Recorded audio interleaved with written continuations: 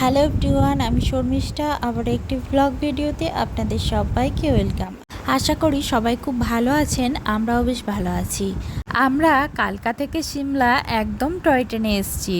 কালকা থেকে সিমলা আসতে আমাদের টাইম লেগেছে 7 ঘন্টার মতো। আমরা কালকাতে চেপেছি 7টার সময় আর সিমলাতে এসে নেমেছি 1টার সময়, আর হোটেল রুমে এসে পৌঁছাই 2টোর সময়। এই সিমলা হোটেল, মানালি হোটেল, এরপর আমরা যাব মানালি। তো এই পুরোটাই আমরা প্যাকেজ হিসেবে বুক করেছিলাম।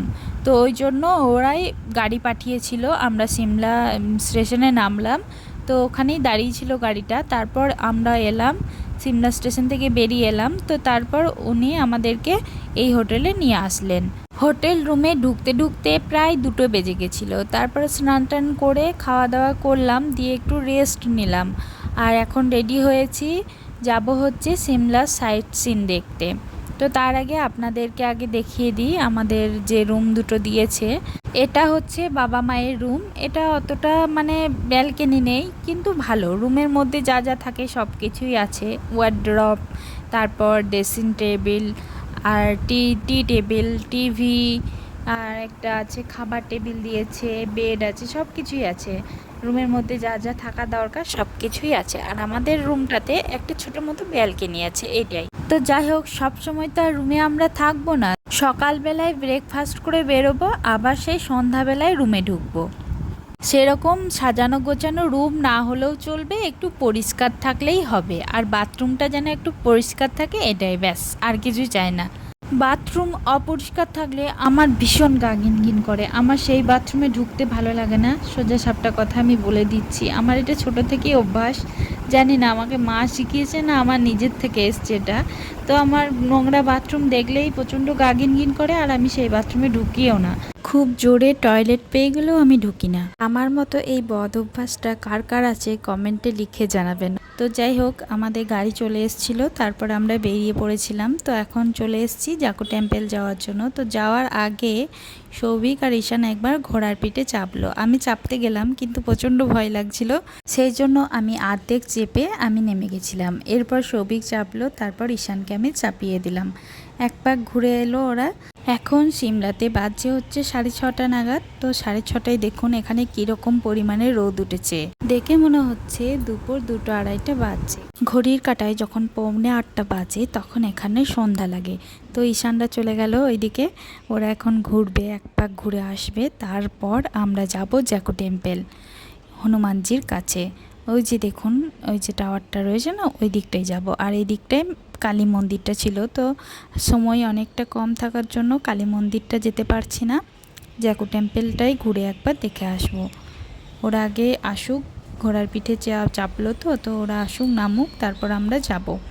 আর এদিকে একটা দাদা শ্যাম্পুগুলা জলে বাবাল বানাচ্ছে। এই যে দেখুন, এটা হচ্ছে বাচ্চাদের খেলনা। তো ওরা দেখলেই তো ভীষণ খুশি হবে। ঈশান যাই হোক চোখটা পড়েনি ওইদিকে, তখনও ঘোড়ার পিঠে চড়ছিল। ওই যে দেখতে পাচ্ছেন, ওই যে ঈশান আর সৌভিক দুজনে আসছে। তো ওরা আসুক, নামুক, তারপর আমরা যাব জাকু টেম্পলে।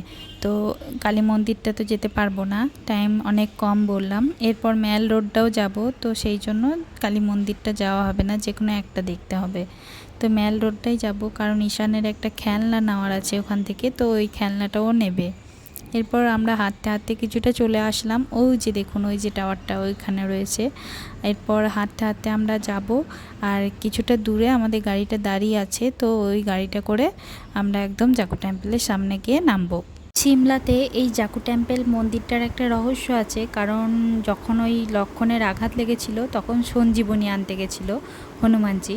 তো এখানে হনুমানজি রেস্ট নিয়েছিল, তো সেই জন্য এখানে শ্রীরামের একটা মূর্তি করে মন্দির বানানো হয়েছে, আর এত বড় একটা হনুমানজির মূর্তি বানানো হয়েছে। ওখানকার মন্দিরটাতে আমরা পুজো দিলাম, আর একটা দোকান আছে একদম মাটির নিচেতে, তো ওই দোকানটায় গিয়ে আমরা চা খেয়ে আসলাম। এরপর আবারও আমাদেরকে যেখান থেকে গাড়িটা নিয়ে গেছিলো, তো সেখানে এসেই নামিয়ে দিয়ে গেল। এরপর আমরা হাঁটতে হাঁটতে এখন যাচ্ছি ম্যাল রোডে। ম্যাল রোডে একটা আমি মোমোর দোকান দেখেছি, তো ওখান থেকে মোমো খাবো আর কিছু কেনাকাটার কিনবো। অনেক মেলা বসে, 12 মাসই মেলা হয় ওখানে। তো এখন ঘড়ি কাটায় বাজছে হচ্ছে 8:10। তো দেখুন এদিকে ঘুটঘুটে অন্ধকার লেগে গেছে, আর আমাদের পৌঁছাতে হবে রুমে 9টার আগে।